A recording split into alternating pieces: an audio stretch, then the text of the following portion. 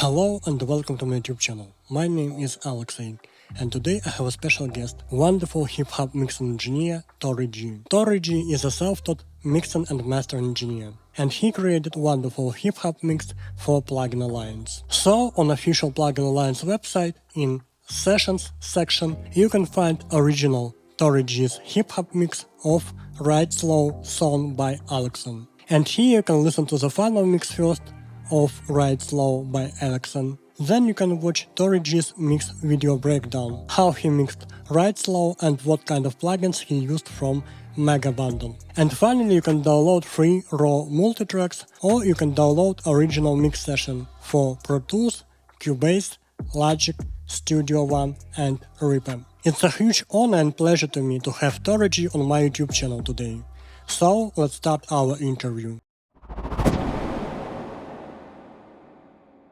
My first question is, how you became a sound engineer? Well, it was by happenstance that, I started making beats. Just like, most folks. I started with FL Studio 3, believe it or not. And, from there it grew. I've always had this fascination with sound. And it grew into I joined the military and we used to just make songs in the barracks, put the mic in the closet, and we would just have at it, me and my partners. Turns out I had a good ear for not only just making some beats, simple beats, but I had a better ear for recording and mixing. Even though I was still very beginner, I had no mentorship, none of that. But over time, I grew to appreciate sculpting the sound, creating new sounds for people, and blending the relationships between the artist and the beat together. And that's from there, my interest peaked, and that's where I became, more interested in audio engineering, being a sound engineer. My second question is, how you got into mixing hip-hop? Hip-hop's always been a part of my life from day, probably zero. My mom, they listened to hip-hop back in, the 90s. And by the time, I spent a lot of time with my uncle. He was very big into the West Coast and into Tupac. And from there, Tupac, that's just where it grew from. That sound was, it captivated me, and so did R&B. I would be with my mom, she's listening to R&B, go kick it with my uncle, hip-hop, rap, Eminem, Dr. Dre, Tupac, all the names you could think of at that period of time. It was amazing to me, and that's why I loved it. I was, very young, listening, just getting exposed to it. I loved hip-hop. When I got into mixing hip-hop was when I figured, shortly after, realizing that, the beats I was making, I could actually do a better job mixing, making things sound good, making things sound cohesive. And from there, that took off on hip hop. You are a self-taught mixing and mastering engineer. What's your opinion on getting a diploma in sound production versus online self-education? The first part of that question is a tough answer, because to this day, I really wish I went and got education somewhere. I feel like I would have been farther along than I am now. But at the same time, I've learned that I'm not conformed to one idea of how things should go. Because I had to figure it out on my own, I was exposed to the internet, which there was tons of information, as everybody knows. But at the same time, I was able to cherry pick and make my own opinion rather than going to school and being taught one way. So I think both are beneficial because you get the networking, you know people that have gone through the same path as you, but at the same time, learning on your own, you don't get stuck to one technique. It actually allowed me to be creative, be more creative. The second part to that question is online education. If they had it more available, I think it would be worth it. I think the cost for that type of education kind of got taken over by the institutional, aspect, because it costs an arm and a leg. like a normal college education. So I wish it was a little bit different. I appreciate everyone who does those, you know, you pay $30 here to do your online courses from YouTube, because those are way more valuable than going to school and paying, you know, quadruple your budget for anything. You know, your whole life goes into going to college and spending money that you probably don't even have.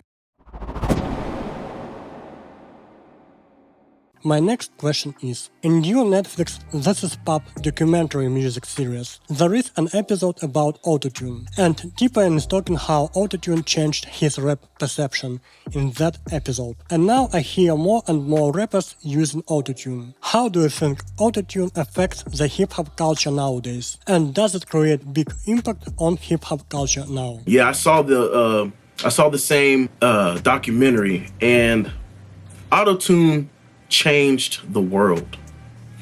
And before autotune, there were other things, but autotune made it so easy to get people in tune. It not only did it help people, you know, get into tune, it also became its own instrument and now people turn themselves, I feel like autotune allows people to turn themselves into instruments that they would have never been in the first place. So now people have this mindset. Now they're like, I'm not just an artist putting my voice on a record. Now I am an actual instrument, whether it be rapping or singing. And so when you hear the, you know, the extra robotic or the extra tuney auto-tune, it's them bringing their own vision to life as themselves as an instrument. And, you know, so far now it's become a staple in almost every production you can think of, whether it be ever so slight auto-tune to just like that you can't even notice it, or it becomes, you know, the highlight of the sound, you know, that's the sound. It changed the world because every part of the industry uses it, whether it be rock, country, jazz, hip hop, R&B, pop. You know, it really has its place everywhere. And it really, you know, it's wonderful to see how it's been used across the board. I've seen a number of combinations as far as, you know, the main vocal being a natural sound and then the backgrounds being this crazy, you know, chorus of perfectly tuned vocals, but somehow it works. That's just how it goes. And blending certain effects in with auto-tune actually makes it more interesting. For example, if you don't know, having auto-tune fairly strong on a vocal and then putting a flanger on it can make the vocal sound pretty crazy, but also sound kind of good because it then breaks up the straightforwardness of the auto-tune. The impact on the culture was massive. Because as you can see, every song has it again. It really shaped the way we think about sound. It really shaped the way audio technology, sound technology has come moving forward. Now we got things like, I think Melodyne's been around, but now they're to the point where you can tune, level, DS, and harmonize within one plugin. And that's because auto-tune kind of gave us that, you know, pushed the logic, pushed the mindset forward into something different. You know what I'm saying? So I think it affected a lot because now the sound is more back then versus now. I'm sure like back then I'd be like, wow, this sounds like super futuristic. We are it's pushed us all the way into the future. I think it really propelled us to the sound. My next question is, what is your definition of a good mix and master? As we know, it's very subjective what a good mix and master is. I think of it in terms like this. There's no one way to do anything, but there are things you shouldn't do. You can get a great mix from the most unheard of techniques. You can get a great mix from, you know, being very simple. You can get a great mix from being very complex. You can get a great mix from, you know, experimentation. You know, sometimes it's just happenstance, which I'm kind of sure that how auto-tune came about, you know, like, wow, that kind of sounds cool.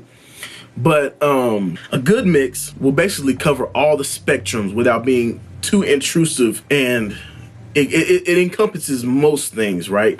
So the first thing you want to address is dynamics, right? You don't want things to be too squash. You definitely don't want things to be too loud that they don't make sense.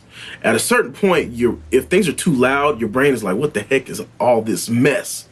There's no space. Everything's loud. So then there's no perceived loudness. A good mix, and good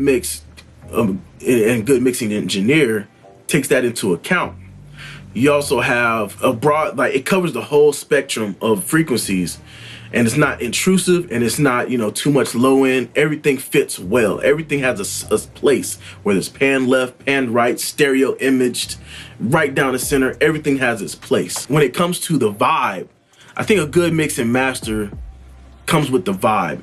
As long as the flow of the song is going as it should, or as the vision goes, it will be a good song. Now, a good mix is definitely pushing those things in the right direction. If something requires a certain type of reverb, or a certain type of delay, or a certain form of compression, or a certain form of saturation, tone, everything. That's why it takes hours for mixers to do these jobs, because everything is catered to individually, from the littlest snap to the biggest yelling vocal, biggest vocal scream. Everything is catered to. And a good mix and a good master, you can tell, because everything sounds like it's supposed to be there. Everything sounds like it works together for a song, not just parts of a song, right? I think a good mix and a good master makes the listener feel enveloped in sound, and make it feel a certain type of way. If you don't accomplish getting things to feel a certain way, you probably didn't do your part, or the mix just didn't accomplish what it should have accomplished. And and it happens. Sometimes it happens. Even in the professional realm, there's some mixes I'm like, they're getting paid. That's how it goes. My next question is, how young hip-hop producers can get to the industry? What kind of knowledge and skills they should have? I'm on the cusp of getting into the industry. But from what I've learned so far is making relationships, building relationships with the right people, and not selling yourself short. You make these relationships and you give it all you got, but you don't sell yourself short. If you're a producer or engineer or even an artist, your rate is your rate. Stick with it. And if they don't want to pay it and they really want to work with you, they'll negotiate. But if they don't want to pay it, don't bother wasting your time. I found myself wasting time on people, on artists, on producers, on labels that don't really want to put in the extra effort, meet me halfway. Even when I come 75%, they won't even come 10. So it really depends on the relationships you make and how you hold yourself. You got to hold yourself to a standard. And that's what I'm like. I'm still working on that myself, because I'm still trying to break in to get my first big credit. I have a lot of small credits, but I want to get my first big credit, which I hope comes very soon. I've been doing a lot of, collaborations with plugin companies, yada, yada, talking to people. Networking is huge. You'll find ways to do that. My next question is, what advice can you give on getting hip-hop clients for mixing? It all starts at the source. Even if you're at a home studio or you have basic equipment, it starts at the source. Get your recordings clean. Make sure your takes are what they're supposed to be. The best takes you can get. If it takes you 10 times to get the take right, make sure you do that take 10 times. And then when you're satisfied, then send it to the mix engineer. Too often I have to charge more because I'm doing more repairing than I am doing mixing. Time consuming. And I know you guys want to put your songs out, but if I have to spend more time editing and repairing audio, It's gonna cost more, it's gonna take longer, and now we wasted both of our time instead of us enjoying the process together. If a mix engineer sends you something and they just want feedback, give them the honest feedback. Do timestamps, let them know what you hear, let them know what should be there or what shouldn't be there, or hey, be honest. Hey, maybe we should revisit, go back. I don't like the tone of it. Let's try something different. You got anything with different flavor? Find those key words, because the engineer will pick up on that. My next question is, do you mix in the box or hybrid? I mix hybrid.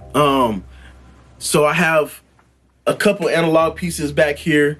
I have a bus compressor and a pair of EQPs that I use as my bus comp, and that's about it. It's analog summed and then recorded back digitally into the DAW after the analog processing, and that's for like if I want to really get into it. It works well. Some of my best mixes have come from that. But I also have great mixes that I did completely in the box, like Alex's Ride Slow. It really depends on your skill. The difference between hardware and software is, with software, you really have to understand the tools you're using. Hardware, you can kind of slam it, and somehow just because of the natural effect of it, things can come out pretty good, hence these weird techniques that you find. But in the DAW, it's a bit different. You got to take more care in understanding how things work. So would someone else that worked with an analog console, they knew each component and how it's supposed to work with the next component, the next preamp with the EQ, and then into the, that's just how it. You got to understand, study. A lot of people look at us as nerds because we are very technically proficient, whether it be in our computer or in the hardware we use. Half of us know how to break down the thing and put it back together within an hour. It really depends. And my final question is, what motivates you to go on your music journey? The thing that motivates me to go on my music journey is, I just love music, and I love trying to create new sounds, because every song that I do, I know that if I get a good recording and I do a good mix and the client is excited about it, it has potential to blow. We could be the next sound. I always look at it like that as a mix engineer. Sometimes I even turn into the coach, like, hey man, let's get this right, because I'm excited. I want to get this right. I want to get this going, because I love seeing the client get excited, because when they're excited, that pushes them to, market themselves. That pushes them to move to the next level, pushes them to move to the next step of getting themselves in the industry, which will in turn put me on, obviously, duh. Because you never know when that next hit's gonna come, and they're like, yo, you did that? Okay, dope. But it's also for the love, because without the love of doing the music and enjoying the songs that you create, there's no point. Yeah, I created that. But if you're an a-hole, nobody's going to want to work with you. You know what I mean? So take that with what you will. You know what I'm saying? That's just pretty much, that's it. I love music. I love doing it. I've been loving it for my whole life. And I'm sure my story is similar to others. It's just what you do with your skill set and your time. That's what's important. Thank you so much, Tory, for such a wonderful interview. It's a huge pleasure and honor to have you on my YouTube channel. But yeah, thanks for having me.